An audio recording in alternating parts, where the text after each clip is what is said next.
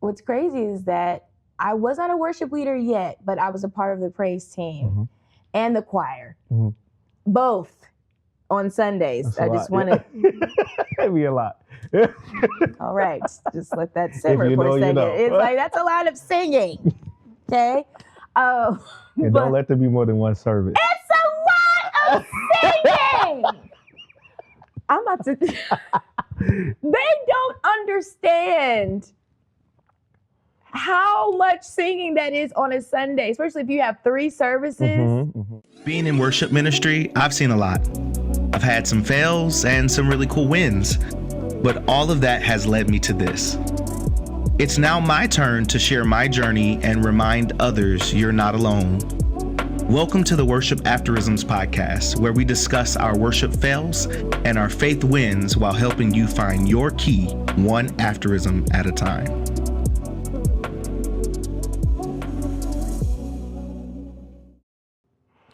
Yo, y'all, I'm super excited about today. I honestly can't even believe that I got this woman on my couch today.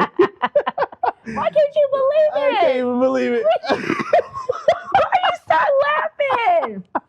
What's going on? Hi. Okay, go ahead. I'm sorry. I'm sorry. Y'all, this woman right here, the first time I met her, we were actually on a background gig for one of our friends here. Tiny, that was no gig. Tiny Desk audition. Excuse me. Okay, come on. Shout out to Vincent, sweetie, because he killed that. Yeah. But the first time I met you was like ridiculous in this big moment. Yeah. It was like, I was like, yo, I was kind of ashamed. I was like, who's Kim? It's okay. And then everybody, you showed fine. up Yeah. and had me laughing. And I was like, I got to do my research. Oh God. And what y'all don't understand is this woman right here is the GOAT. Like quite literally the GOAT. Of what? Man, I'm watching her do a podcast. She's doing background music. She is funny in her own right. If I'm correct, didn't you throw like a comedian fest for your podcast? You know, no, I was a part of the Black Comedy Fest last year. Okay. And I did my actual show during the fest. So yeah. Come on. Yeah, it was fun. Yeah, that's really cool. Yeah. Y'all, she's a GOAT, and I cannot wait for y'all to hear everything that she has to say on this podcast. Oh, God. It's going to be so good. It's going to be great. But I'd like to introduce you guys to Kimology. Hi. Hello. People of God. I don't need to yell. This is why, oh God, the projection of the voice. Hello, that was so sweet, Chris. Projection, though. Some of these people in these churches don't be doing that. Project. See, shout. why you? Well, we gotta go there. I almost said something smart, but I am not going to say it. Well, they be projecting maybe their issues on you, but that's another story for another time, y'all. Sometimes. Anyways, so who is Kimology? First of all, this refresher you got me. Is it hidden? It's so good. I'm not a Starbucks girl, but yeah, so this is a treat. I don't go to Starbucks like that. No. Is that bad? No. Do you go to Starbucks a lot? See. Okay. I got a problem. Oh. I got a Starbucks problem. Oh, Holy Ghost. Holy Ghost. Oh my God. But it's not really just Starbucks, it's coffee altogether. And that's honestly, I feel like that's like a pastor thing. What? It's become the next like. You think it's a pastor Christian thing? The Christian thing is to go to coffee. You really? You think that's something now? I think it is. Coffee? Coffee. It used to be like Nieces or like Peachtree. Get you a piece of chicken. I have a conversation. I prefer that over coffee. Give me a piece of chicken. I'll be all right. Okay. Okay, I'm sorry. What was your question? So who's Kimology? I don't know. No, I mean, that's such a broad question. I mean, all I can say is that I have my own podcast. Let me clarify. So I started a podcast back in 2018. Okay. And okay, it may have been 16, 17. I don't know. It just time is flying. It Okay, happens, just bear yes. with me. But I actually started it with my friend Zach, Okay. and it was called Sicker Than Your Average Podcast. Okay. And so he ended up moving to Atlanta, and I was like, well, I want to keep it going, you know, and so I called it Kimology. So it was just me by myself, just talking about pop culture and things.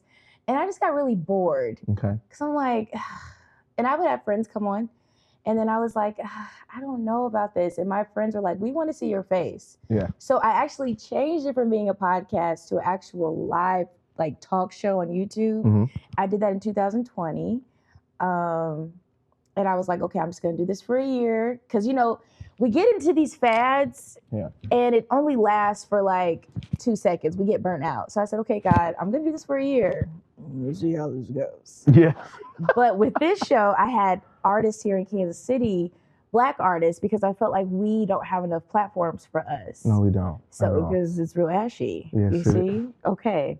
And so I did that for almost a year. And I say almost a year, that's when I started getting nominated for like awards and stuff, which was like, what? Why am I getting, this is crazy. I got Kansas City People's Choice Award that following year, 2021. And I've just been going ever since. So I sing, I have this show on YouTube called Kimology. I've done a short film. I did a stage play back in 2020 at the Gym Theater called Love Is. Come on. So just anything in arts and entertainment. I've done a lot of background vocals for artists here, and I'm in a band called The Fantastics. So just, I be doing stuff. I was a worship leader, resigned in 2021 because your girl was tired. Amen. We're going to jump into that a little bit later. Okay. We're going to talk about the tired and what that looks like, because worship often becomes those things where we either give too much and we become burnt out, or all those things, right? All the above. And you're just like, okay, God. You're talking real good. What's next? No, seriously. So, no, for real. So sometimes you just got to like, oh, Jesus. I want to serve you, God. Yeah, but right? I don't want to be used like that. I don't want to. Okay, yeah, all right. Okay, whenever you're ready for that. So tell us about your worship story. Oh gosh. Okay, so I've always liked church, but I've always liked the music. Okay. So as a kid, my dad and myself would go to church. We went to St. Stephen's Baptist Church here. Okay. He's been a deacon his whole life. And I was very young at that age. I was in grade school, and they wanted to, my family and other members of that church wanted to start a new church because that pastor had passed away and there was a new installment, all that stuff. I don't know all the details, but they wanted to start a new church. So anywho, at 12, we had a new church. It was called United Believers Community Church. Okay.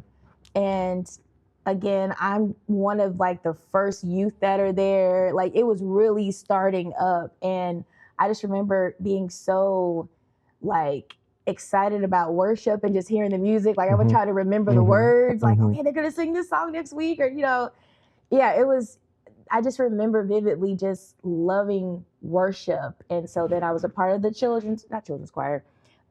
youth choir. Then I was in the adult choir, and then I was on the praise and worship team. And it was a lot of people my age on the team, a few people that were older. And what I want to say, around my mid-20s, I became a worship leader. Okay.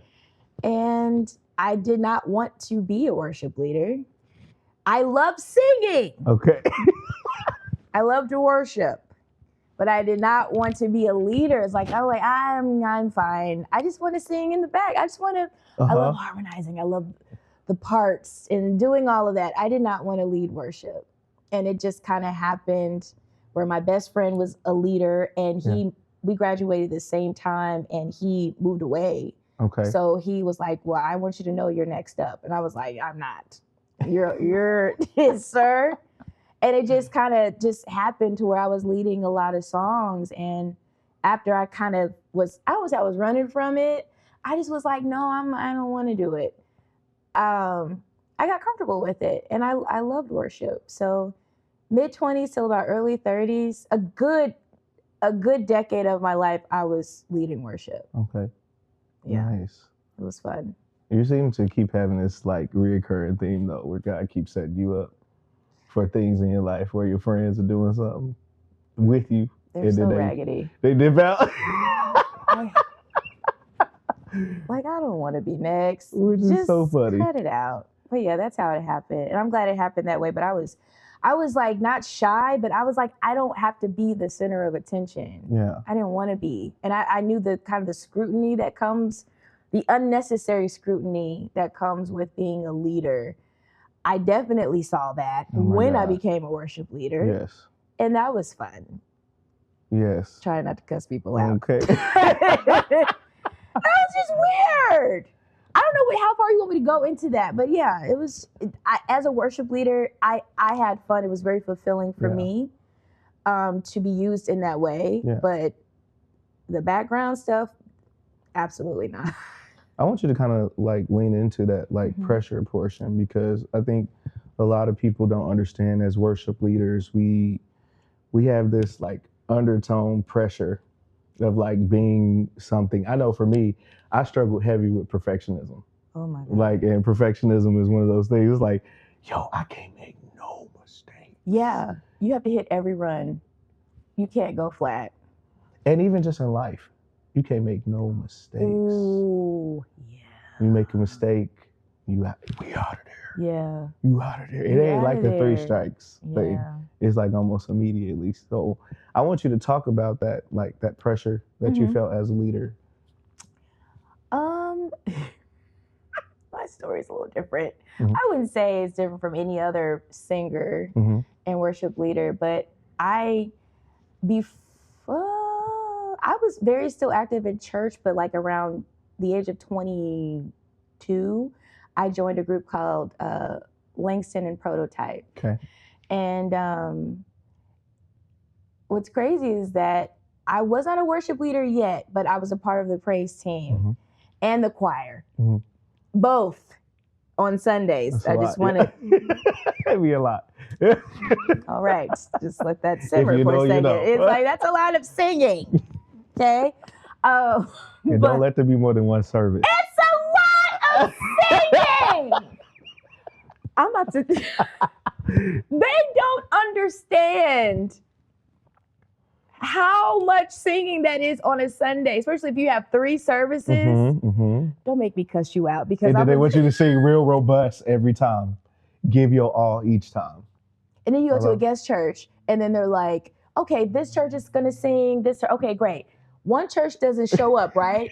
Yep. Sister Kim, we know y'all doing 2 selections, but could y'all do 2 more?" And I'm like, listen, I'm not your typical worship leader. I was like, no. What? And then I think pastor was like, they really need help. This is a new church. And I'm like, what that got to do with me? I'm not singing all day. There is the welcome song. There is the opening 4 songs. There is the song that you're singing while or before the sermon, sermonic praise, basically. And then there's altar call. Then there's just a random, There's so many songs. Giving. Okay, there's a song for giving. We're singing all day. Jesus, let me loose. When is okay? I'm not ashamed to let the musicians take that part. Giving. Let me tell you something. Listen, I don't want to sing. Let me tell you something. Speaking of giving, what I was saying was before I went straight to the left. I was part of the group, that new group, and I was getting paid. I wasn't getting paid at church. No. The musicians always get paid. Yeah. They always get paid. Singers, I don't know. They're just kind of like, like we out here floating. You're important, but you're not. You don't have an instrument. You have an instrument, but you don't. You changed lives this week, but with the help of the Lord. Yeah.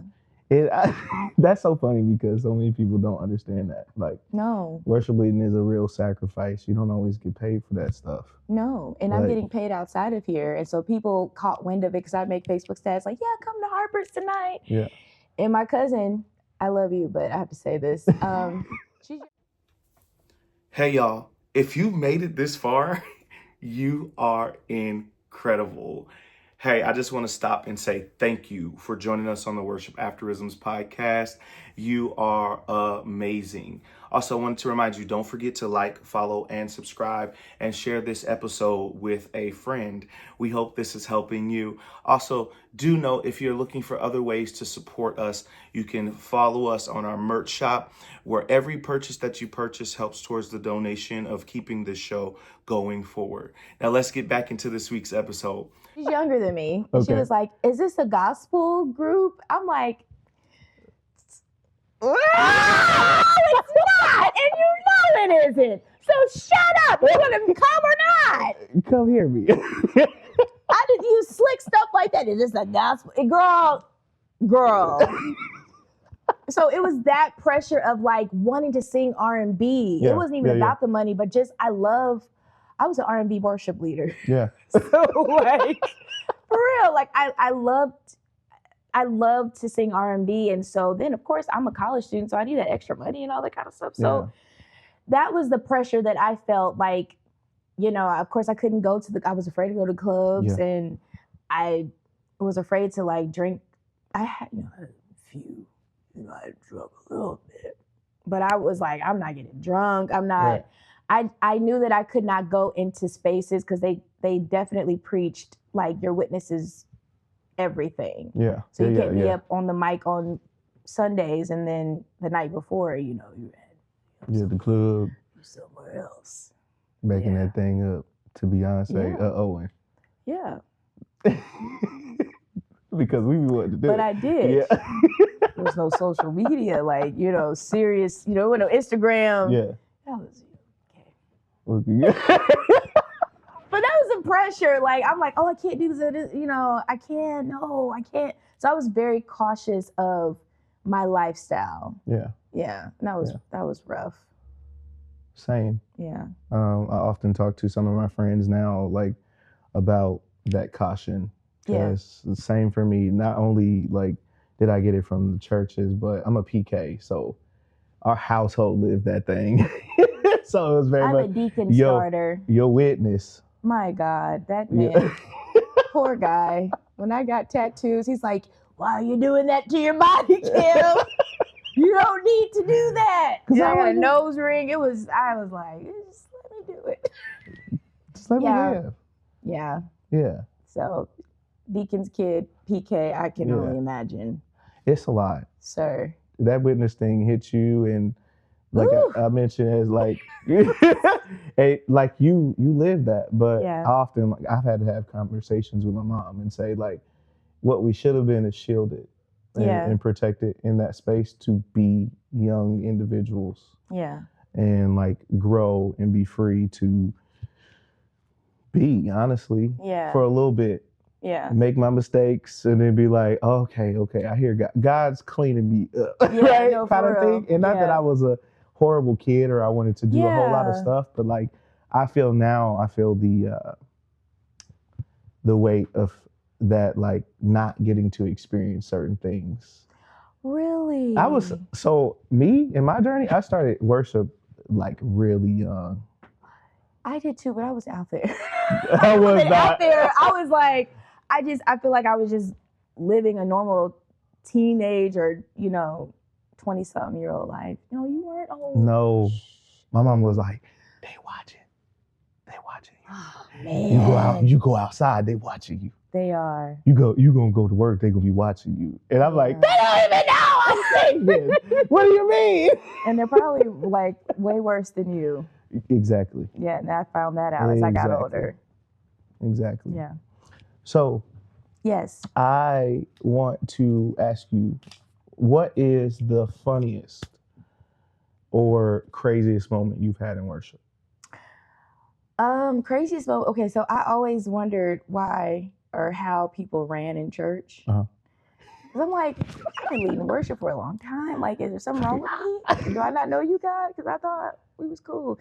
And it was during COVID, and we were doing pre-recorded worship. Uh-huh. And so Pastor, we had just finished praise and worship. He got up there, and then he was, the song was still, going on. They back there just doing their thing. I don't know what happened. There was a chord, something shifted, and we all took off ran off the stage at the same time. I ran. Where? I don't know. We ran though. It was him. Yeah. Y'all left that stage. Just make it. I'm gonna find the footage and I'm gonna send it to you. It's out there. Ran, Chris. Hey, when the Holy Spirit gets you, oh my God, there's literally nothing you can do. No, there's nothing. Nothing you can do. Yes. But what is your worship afterism? I don't know. Okay, let's put it this way. Okay, What would you tell someone who is moving into leadership or is like in a leadership position, but they also feel this tug like you to another world, which I personally believe that God can use you in both places, in both spaces, right? And a lot of we don't get enough like people telling us, even in the church, like this is like both, like God can use that gift. So what would you say to them? I would just say, just be yourself and don't listen to the outside noise, because it's going to happen. There's going to be the scrutiny. There's going to be the opinions and all of that. But you just have to walk with God, tune that out, be you, and understand that you can utilize your gift outside of the four walls of the church. Absolutely. I love that. So, Kim, tell us what you have coming up. Oh gosh, for the month of May, I believe it's May 25th, it is the 18th and Vine Jazz Honor Awards happening at the Gym Theater. I will be co-hosting that with Quez. So that's going to be fun. That's really off the dome, all I can think of. So get your tickets, 18th and Vine Honors Award. It's going to be great. Tell them where they can follow you. Follow me on YouTube at I Am Kimology. Also, Instagram at I Am Kimology. You can look me up on Facebook under Kim Newsom. That's my government name. And TikTok is I Am Kimology as well. So wonderful. Well, Kim, today has been an absolute dream, and I'm like elated. I can't believe. Yes. That you're sitting on my couch in my living room. And he was a joy. We had a good time when we first met. Yes, you were amazing. I was like, I know a church girl when I see one. Okay. And we were. And we had a good time. We had us a good time. A lot of laughter. Yeah. It was good. Well, for my listeners and my viewers, I just want to thank you guys for tuning in to this podcast with this wonderful woman, Kimology. Today, we are so grateful that you are choosing to watch the Worship Afterisms podcast. But until next time, I love y'all and peace. Hey, what's up, guys? It's your girl, Kimology, and I just had so much fun on the Worship Afterisms podcast. Make sure you go and follow them, support this Black man. Chris, I love you. You're amazing. Keep blooming.